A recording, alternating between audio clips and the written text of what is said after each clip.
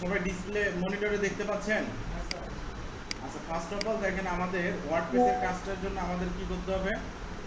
ওয়ার্ডপ্রেসের কাজটার জন্য আমাদের প্যান্থিয়নে আমাদের অ্যাকাউন্ট থাকতে হবে। কি থাকতে হবে?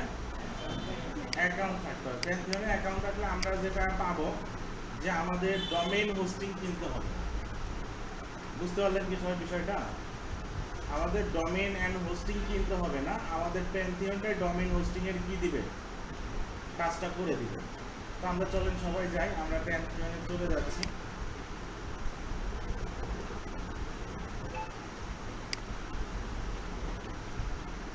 প্যান্থিয়ন লগইন, আমরা ডিরেক্ট লগইন করে ফেলি। Continue with Google.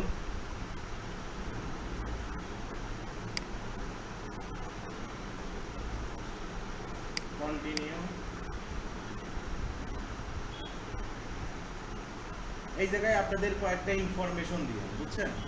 যেমন first name, last name, country. Country তো আমরা অল টাইম জানি আমাদের কান্ট্রি কি। কান্ট্রি, রোল, এই জায়গায় আপনারা স্টুডেন্ট দিয়ে, এখানে একটা টিক দিয়ে ওকে। এই জায়গায় আরেকটা চেক বক্স দিয়ে ওকে করে দেন। এটাই জাস্ট আপনাদের কি হয়ে গেল বলেন তো? প্যান্থিয়নের অ্যাকাউন্ট হয়ে গেল। অ্যাকাউন্ট হওয়ার পরে এখানে 2-3টা কাজ আছে। কাজগুলো কি কি? ওই যে পিলারের পিছনে ভাইটা আছে না, কখন গেছে? ওই যে টেবিলের সঙ্গে আটকা পড়ে গেছিল না?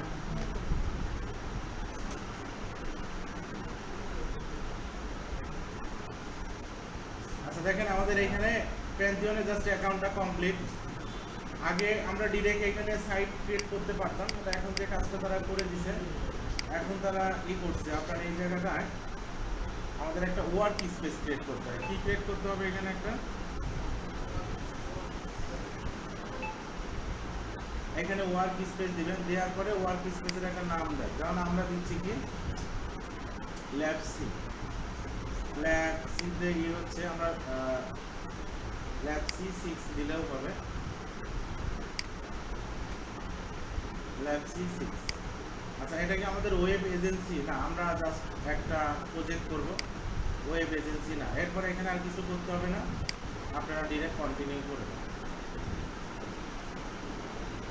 গো টু ওয়ার্ক স্পেস, এইখানে চলে যান। আশা করি এখন দেখেন আপনাদের এইখানে বলে দিচ্ছে তোমার সাইট কয়টা? 0, মানে তুমি একটাও ক্রিয়েট করো না, বুঝছেন? আর টিম মেম্বার 1 এগুলো আর সমস্যা নেই। আমি ক্রিয়েট নিউ ওয়েবসাইট, এইটার উপরে ক্লিক করি। আমাদের প্যান্থিয়নের কাজ কিন্তু অলমোস্ট কি শেষ। এই পর্যন্ত আমরা ওই দিনে করছিলাম, রাইট? আজকে আবার হলো। এখন আমরা যে কাজটা শিখতে যাচ্ছি সেটার নাম কি? প্যান্থিয়নের মধ্যে কিভাবে ওয়ার্ডপ্রেসটাকে সেট করতে হয়। প্যান্থিয়নের মধ্যে কি করতে হয়? ওয়ার্ডপ্রেসটাকে কিভাবে ইনস্টল করতে হয় বা সেট করতে হয়, এটা কিন্তু সবাই একটু মাথায় রাখবে। বুঝতে পারছেন বিষয়টা? শোনেন, একটা জিনিস বলি, মানে কোন কাজের সঙ্গে কোন কাজ সম্পৃক্ত বা কোন দক্ষতাটা আপনাকে যে একটু উপরে নিয়ে যাবে, এটা কিন্তু আপনি বুঝতে পারবেন। বুঝতে পারছেন বিষয়টা? যেমন আপনার মনে করেন যে আপনার যদি ডোমেইন হোস্টিং ইউজ করা জানেন, ডোমেইনের ভিতরে মেইল তৈরি করা যায়, জানেন কি আপনারা? মেইল তৈরি করা যায়। ওই মেইলগুলো দিয়ে দেখা যাচ্ছে যে ওইটা যদি ভালো করে পারেন, আপনারা অনেক কাজেই ওই মেইলগুলো ইউজ করতে পারেন। এখন ডোমেইন জিনিসটাই আপনারা হয়তো এখনো অনেকেই বোঝেন না। এখন ওইটা যদি বলি তাহলে অনেকের মাথার উপর দিয়ে যায়। এই যে আমরা ইনস্টাগ্রাম করতে গিয়ে দেখা যাচ্ছে মেইলগুলোর প্রবলেমে পড়ি না, তো আমরা কিন্তু ওইখান থেকেও হেল্প নিতে পারি। ওইখানে মেইল জেনারেট করে করে কাজ করতে পারি, বুঝছেন? তো যাই হোক, যে একটার সঙ্গে আর একটা এখানে একটু সম্পৃক্ত আছে, এটা একটু আমাদের মাথায় রাখতে হবে। ক্রিয়েট নিউ ওয়েবসাইটে যাচ্ছি, ওয়ার্ডপ্রেস ক্রিয়েট করব। এরপরে আমরা এই যে ওয়ার্ডপ্রেসের উপরে আমরা একটা ক্লিক করব। ক্লিক করলাম, ক্লিক করলে এখন মোটামুটি আমাদের এইখানে কাজ স্টার্ট হবে। এখন আপনি এই জায়গায় একটা নাম দিতে বলতেছি যে তোমার লিঙ্কটা কি নামে হবে। বুঝতে পারলেন কি? আচ্ছা, তুমি যে ওয়েবসাইটটা তৈরি করতে যাচ্ছ, কি নামে তোমার লিঙ্কটা হবে? আপনারা এখানে দিলেন যে সাপোজ ল্যাব সি 6। দেখেন এই নামে আছে কিনা। একবার যদি এই নাম কেউ দিয়ে থাকে আপনি কিন্তু আর পাবেন না, এটা মাথায় রাখবেন। যদি কেউ একবার এই নামটা দিয়ে থাকে আপনি আর এটা পাবেন না। Create site confirm.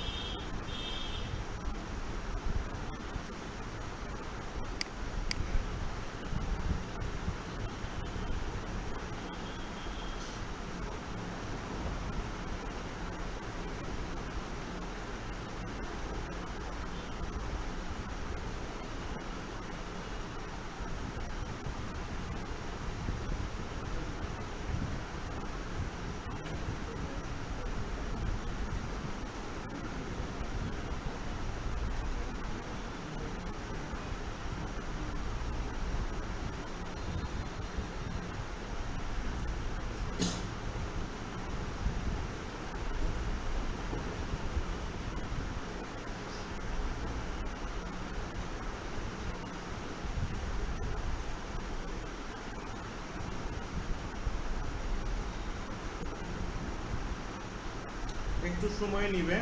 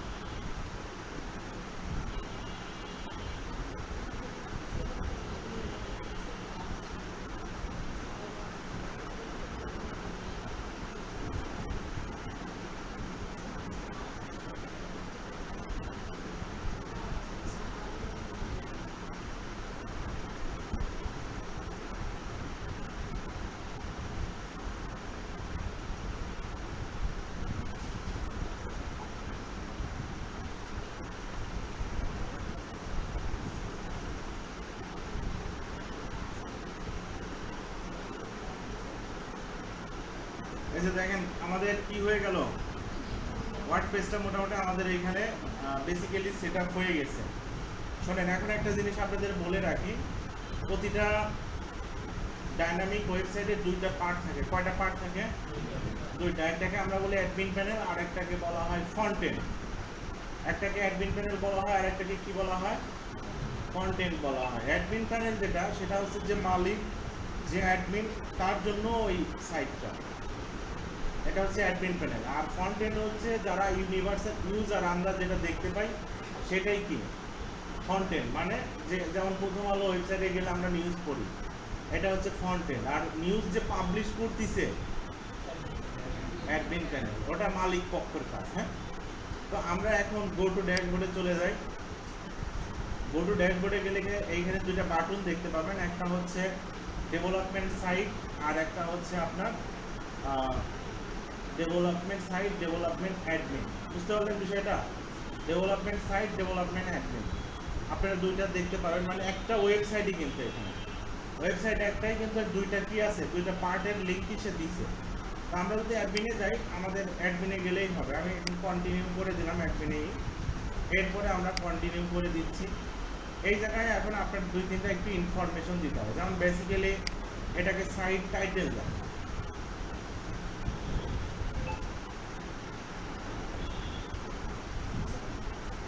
User name একটা দিয়ে দেন, পাসওয়ার্ড আপনারা আরেকটা দেন। শোনেন, এই জায়গায় আপনারা যদি ইউজার নেম, পাসওয়ার্ড এগুলো ভুলে যান, এখানে কিন্তু আপনাদের জন্য তাহলে একটু কষ্ট হবে। মানে এই ইউজার নেম, পাসওয়ার্ড বা এই পাসওয়ার্ড ভুলে গেলে রিকভারি করা মুশকিল আছে। মানে রিকভারি করা যায় না বলে ধরে নেন, বুঝছেন? এই যে ইনস্টল ওয়ার্ডপ্রেসটা ইনস্টল হওয়া শুরু হয়ে গেছে। আমরা এটাকে সেভ দিয়ে রাখি, যাতে আমাদের এটা ই না হয় যে আমি লগ ইন করে ফেলি। এই যে এখন যে কাজটা হয়ে গেল, এটা হয়ে গেল প্যান্থিয়নের মধ্যে। আমাদের ওয়ার্ডপ্রেসটা কি হলো বলেন তো? প্যান্থিয়নের মধ্যে আমাদের ওয়ার্ডপ্রেসটা কমপ্লিটলি সেট আপ হয়ে গেল বা ইনস্টল হয়ে গেল। সবাই বুঝতে পারবেন বিষয়টা? এটাই হচ্ছে প্যান্থিয়নের মধ্যে কি করা, প্যান্থিয়নের মধ্যে ওয়ার্ডপ্রেসটাকে ইনস্টল করা বা সেট আপ করা। সবাই ক্লিয়ার এতটুকু? আচ্ছা, এখন এইখানে আমি কয়েকটা জিনিস একটু আপনাদের বলে রাখি। এই জায়গায় দেখেন কয়েকটা জিনিস আছে, পোস্ট আছে, পেজ আছে, অ্যাপিয়ারেন্স আছে, প্লাগইন আছে, ইউজার আছে, সেটিং আছে।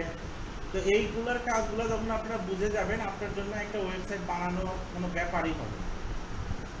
যেমন আপনারা ফটোশপ বা মাইক্রোসফট ওয়ার্ড বা ক্যানভাতে একটা ফাইল সহজে যেমন তৈরি করতে পারেন, এই অপশনগুলো ইউজ করে করে আপনারাও মোটামুটি পারবেন। এই জায়গাটায় প্রথমত যে জিনিসটা আপনারা মনে রাখেন যে ওয়ার্ডপ্রেসের মেইন বিষয় কি, কন্টেন্ট, মানে আপনার ইমেজ বা টেক্সট আপলোড করা, এটাকে বলা হয় পোস্ট। এই যে পোস্ট হচ্ছে এই জায়গা থেকে দিতে হয়। এরপরে মিডিয়া যেটা আছে, আপনি পোস্টে যে ইমেজগুলো দিবেন এইখানে স্টোর হয়ে থাকে, এখানে আমাদের কোনো কাজ নাই। পেজ, ওয়েবসাইটে যতগুলো পেজ প্রয়োজন হবে, যেমন হোম একটা পেজ, অ্যাবাউট একটা পেজ, কন্ট্যাক্ট একটা পেজ, সার্ভিস একটা পেজ, এই ধরনের যাবতীয় পেজগুলো আমরা দিব কোথায়, এই পেজে গিয়ে আমাদের অ্যাড নিউ পেজ করলেই হয়ে যাবে।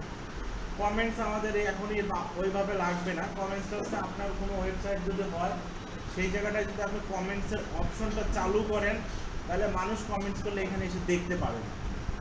কাউকে কোনো কমেন্টস ডিলিট করলেন বা আপনি রিপ্লে দিলেন, অল কমেন্টস এখান থেকে আপনারা নিয়ন্ত্রণ করতে পারেন। অ্যাপিয়ারেন্স হচ্ছে বিষয়টা, টোটাল অপারেটিং বিষয়টা এখান থেকে কন্ট্রোল হবে।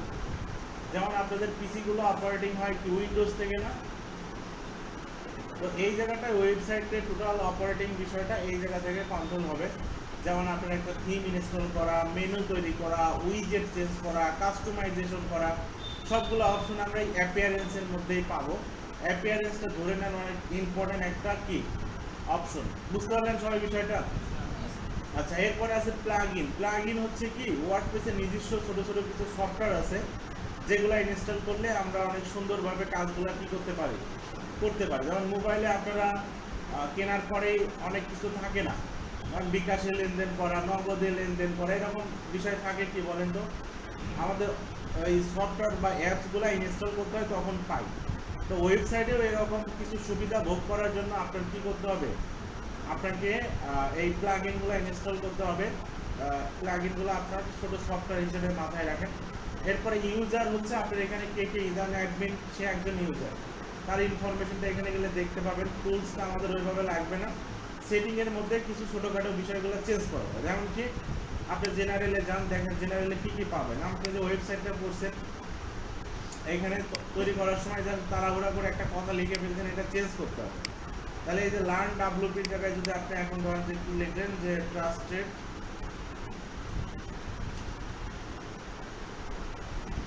না আমরা লিখলাম কি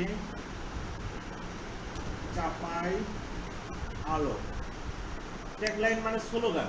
অনেক কোম্পানির ছোট ছোট কিছু স্লোগান থাকে না, জিপি রবি এরা যেমন লাগে চলো বহুদূর, গর্জে উঠুন আপন শক্তিতে, এরকম কিছু স্লোগান এখানে আপনি থাকলে দিতে পারেন, না থাকলে সমস্যা নাই।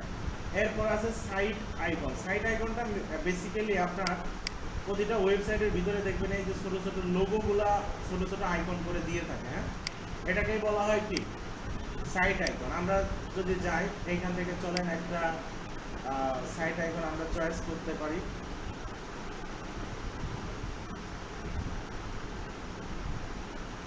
আমরা কোনো একটা লোগোকে যদি এখানে দিয়ে দেই তাই হয়ে যাবে, বুঝছেন?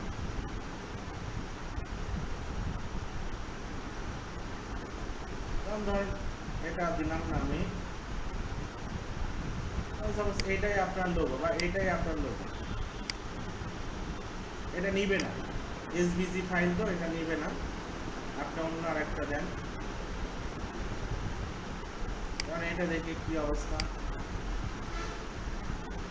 এই যে এটা নিয়ে নিচ্ছে, দেখেন এটা আমি সেট করে দিলাম। এখন আর আপনাকে কিছু করতে হবে না, জাস্ট ই করে দেন, দেখেন এই যে আপনার সাইট আইকনটা সেট হয়ে গেছে।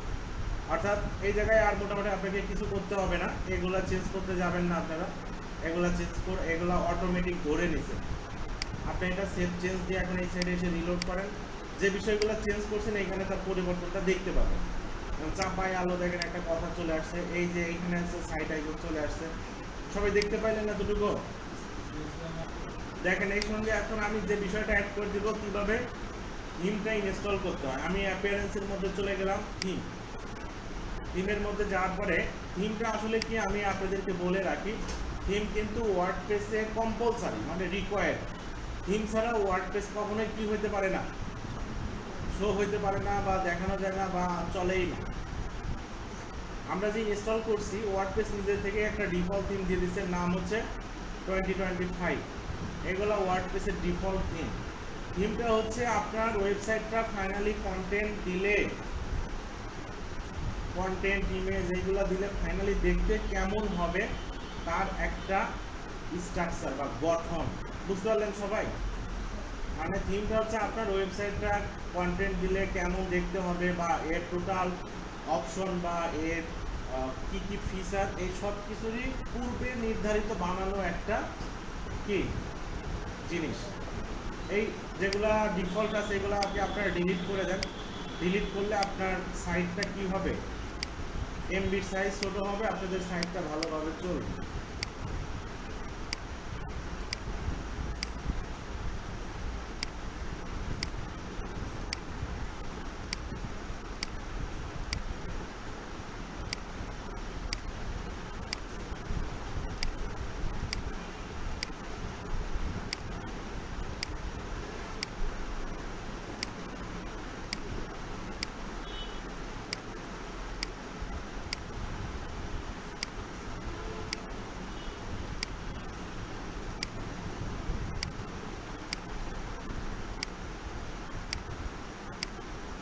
ক্লিয়ার এতটুকু?